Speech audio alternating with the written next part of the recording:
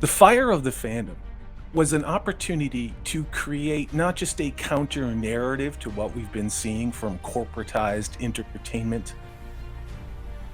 Okay. Wait a minute. Here's the thing. I know that the reason why none of you guys are gonna say trolls are your favorite characters is because you're a bunch of ifty folks. You're just scared that the things that have big hearts and don't speak good, that they have roles, they have personalities. Friggin' ifty folks. You guys should all be ashamed of yourselves.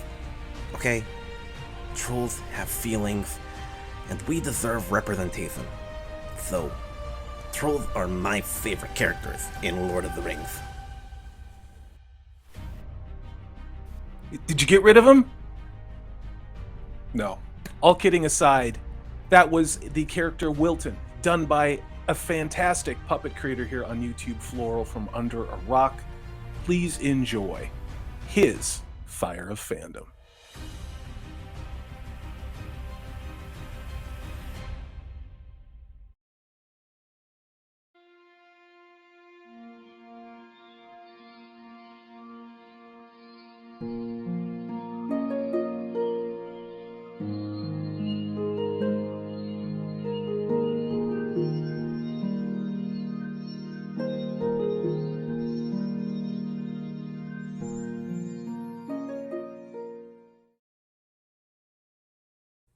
Hey, I'm Steve. I'm the guy that does the puppets Floral and Wilton and the gang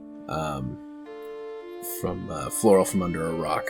And the reason why I'm choosing to do it this way, answering as myself, is because oftentimes what we'll see on YouTube is people hide behind their creator identities and they don't let their name stand for the things that matter.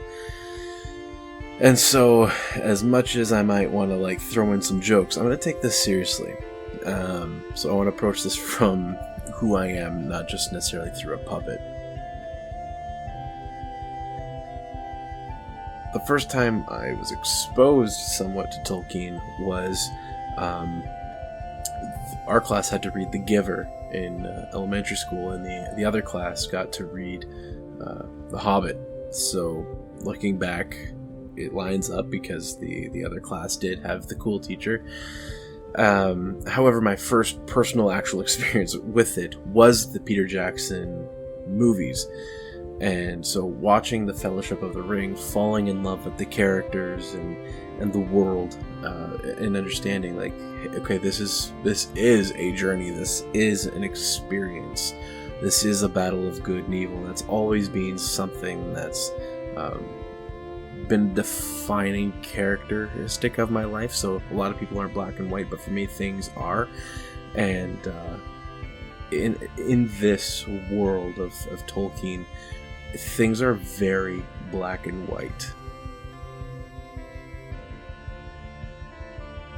As I just said, there's the black and white. There's that element. There's good versus evil. You don't really see any characters that are operating in a gray area, right? So even if they're trying to do it or do the wrong thing for the right reason, that's wrong, right? We know that things are a lot more complicated. So there's that element of it, but through all of that line between all the black and white and the tension of the characters trying to navigate that stuff, you see just this element of hope.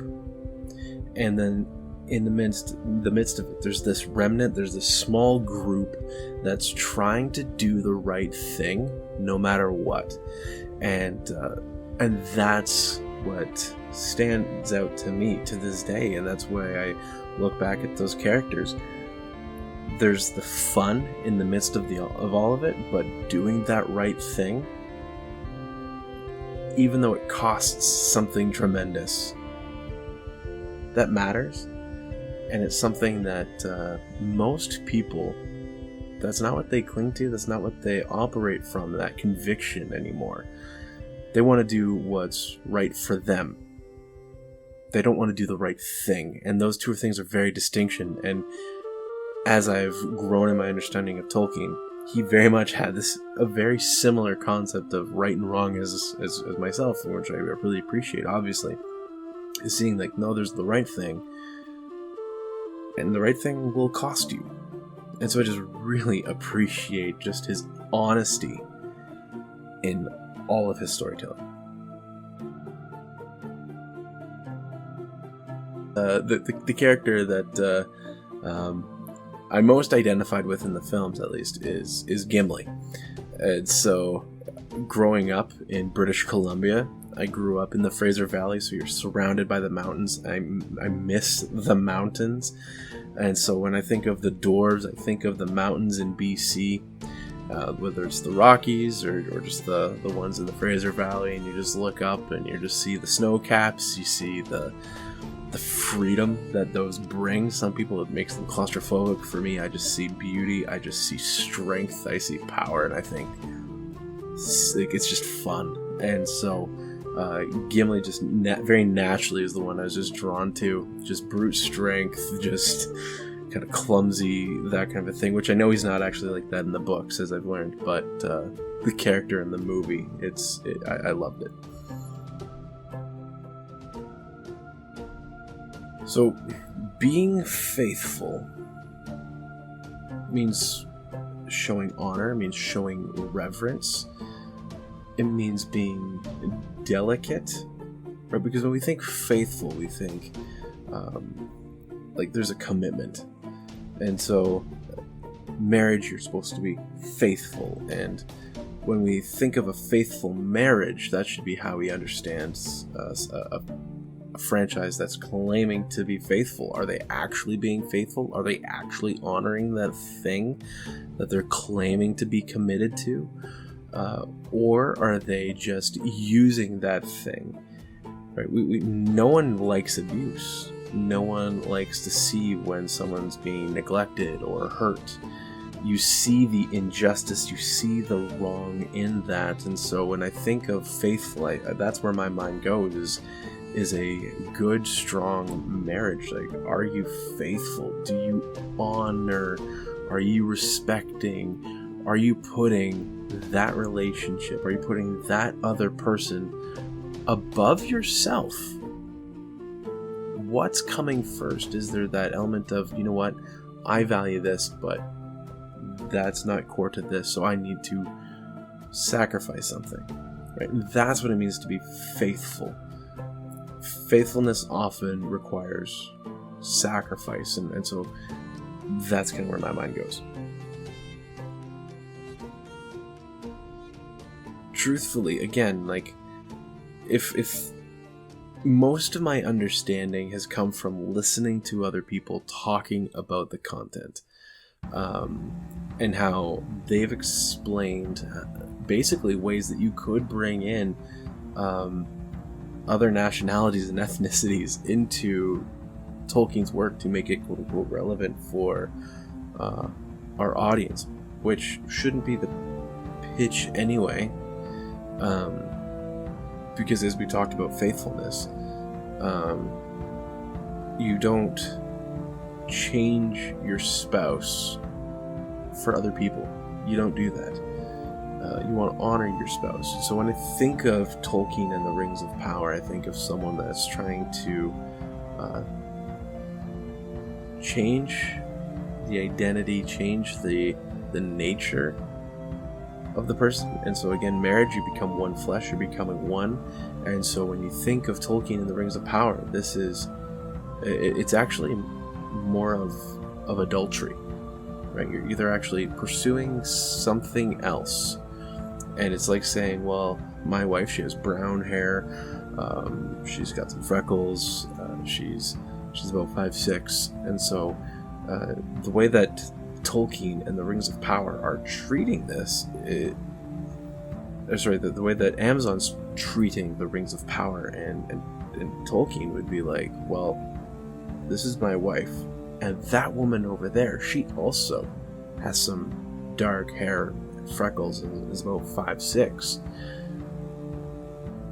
So yeah, why not? Basically, it's the same person, and fundamentally we all understand that that's not true.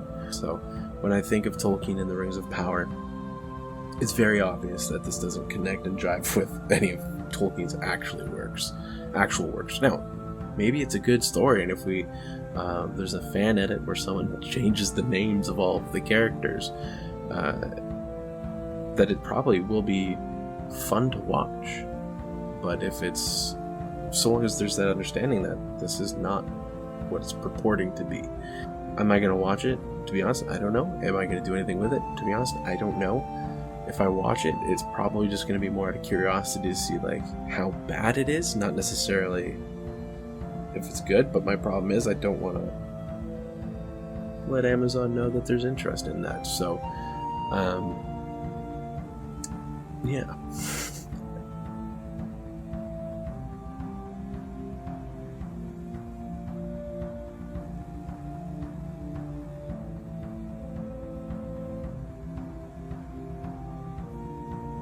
As ever, this is Salty Texas Sea. I am Corey DB.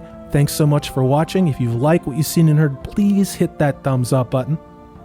If you haven't subscribed, I'd love to have you on board. That way you know, and we have things like live streams, which we are going to be doing every Tuesday evening.